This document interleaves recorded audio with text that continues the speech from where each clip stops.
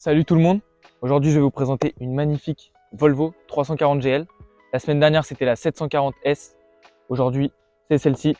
Elle est de la même année, il y a pas mal de petits points communs. On va voir ça ensemble, on est parti pour la présentation.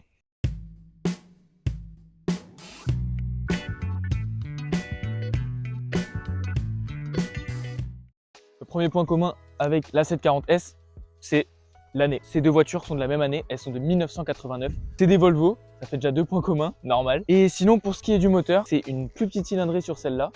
Je vais vous le montrer. Petite spécificité. Hop là, il s'ouvre comme ça. Il se bloque automatiquement, c'est magnifique. Alors, voilà, le moteur 1,7 litre avec la roue de secours ici, évidemment. 1,7 litre essence de 82 chevaux. Ça pousse. Donc voilà, on a un bon rapport poids-puissance puisque cette petite voiture fait seulement 1 tonne. Et oui, ça fait le poids de ma Clio. Donc pour la petite histoire, cette voiture appartenait à mon père quand il était jeune permis. Donc voilà, il l'avait repris de ma grand-mère. Et donc il s'est bien amusé avec cette voiture puisque il l'a gardée pas mal de temps. Donc il avait le moteur un peu moins puissant que sur celle-là. Il avait le 65 chevaux si je dis pas de bêtises. Donc là voilà, il a voulu en racheter une. Je trouve ça excellent. C'est comme si moi, dans 35 ans, je rachetais une Clio. C'est excellent. Une Clio 2, ce serait drôle. On va refermer ça. A few inches later. One eternity later. Hop là. Hop. Et là. Voilà. C'est mon papa qui m'a appris. Petite antenne ici. Franchement, je kiffe. Le toit ouvrant qui n'est pas fonctionnel. Mais c'est toujours ça. On va ouvrir la petite porte. L'arrière. Alors voilà, c'est pas super propre. C'est une voiture qui a quand même vécu, malgré son faible kilométrage. Mais un petit coup. Et je pense que c'est vite nettoyé. On va ouvrir le coffre. Je vous avoue que je découvre le coffre en même temps que vous. Et je suis assez étonné de la place qu'il y a vraiment. Comme quoi, c'est dans toutes les Volvo, il y a vraiment une place immense. Je suis assez choqué. Ah oui, n'oubliez pas de liker, partager, commenter si ça vous plaît. Ça me fait toujours plaisir. Et voilà, ça permet de créer une petite communauté autour de la passion automobile. Je trouve ça magnifique. Voilà. Alors, on va rentrer à l'intérieur. On va se mettre derrière. Et on va voir si on a autant de place que dans la 740. Pour le moment, on est vraiment pas mal. On va voir à droite. Avec le siège reculé au max, c'est un peu moins ça. Ouais. Bon, on a moins de place, mais ça reste raisonnable. Pour une petite voiture comme ça va. Franchement, pour une voiture qui a pu servir pour des jeunes à l'époque, moi je trouve ça vraiment pas mal. Genre voilà, pour une première voiture, je trouve ça vraiment pas mal. Voilà, on va regarder un peu l'habitacle. Ah, l'horloge est là. L'horloge est ici. Rappelez-vous, sur la 740, l'horloge était à gauche, donc les ronds étaient plus petits. Les ronds de compte-tour, etc. Donc les compteurs étaient plus petits. Et là, ils ont mis l'horloge ici. C'est magnifique. En plus, elle est à l'heure. Donc franchement magnifique. Il est 17h55. Oui, tout à fait. Boîte à gants. C'est dégueulasse. Nickel. Bon, un peu poussiéreuse, mais c'est normal. C'est vintage, comme on dit. Le miroir. Donc là, on n'a pas la même vue que dans la 740. Mais moi, j'aime bien. Moi, franchement, j'adore. Cette voiture, elle est vraiment pas mal. Hop, la banquette. Donc, toit ouvrant qui fonctionne pas, mais ça c'est qu'un petit détail. Les sièges chauffants, voilà, vraiment pas mal les sièges chauffants. Réglables, les sièges réglables comme ça, franchement pour l'époque c'est vraiment pas mal.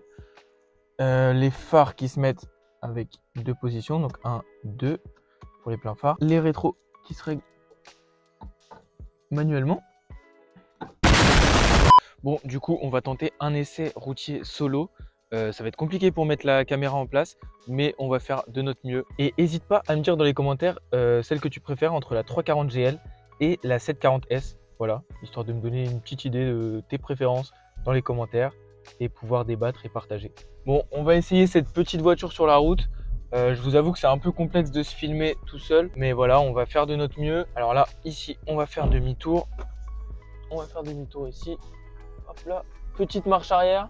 On teste tout sur cette voiture, hein. On teste la marche arrière. Ah oui, les pneus avant sont miteux. Voilà, il ne faut surtout pas rouler à des vitesses sensationnelles parce que sinon c'est la mort. J'ai failli en faire les frais avec mon père. On s'est baladé sous la pluie, donc chose qu'il ne faut pas faire quand on a des pneus pareils. Et on a senti que l'avant partait vraiment. Enfin, c'était même pas l'avant, c'était toute la voiture. On a eu chaud. Mais après, j'aurais rattrapé avec mes talents de pilote, évidemment. Que je suis un peu Sébastien Loeb.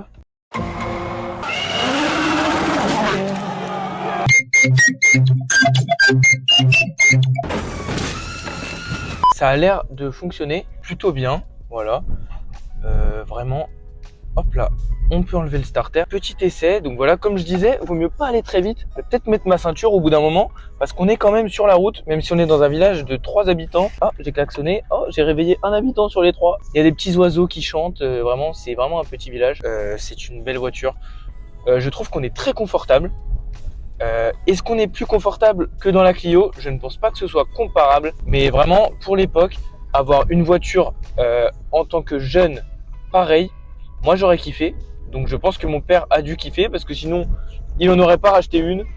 Et voilà, donc je remercie mon père d'ailleurs pour ce prêt de voiture qui est très très correct comme voiture. Moi j'aime bien. Et voilà, c'est magnifique. Si t'aimes bien cette voiture, n'hésite pas à commenter. Si t'as des anecdotes avec cette voiture, je t'invite à commenter aussi. C'est clair que j'ai pas dit énormément de choses sur la voiture, mais c'est des voitures plutôt rares quand même et qu'on croise pas. Donc c'est ça que j'aime bien chez ces voitures. Et donc voilà, j'aime beaucoup de choses. J'aime bien cette voiture en fait, tout simplement. Comme toutes les voitures que je présente, je les aime bien. Étonnamment, même une hybride, je vais bien l'aimer. Donc voilà, celle-ci, je l'aime bien aussi.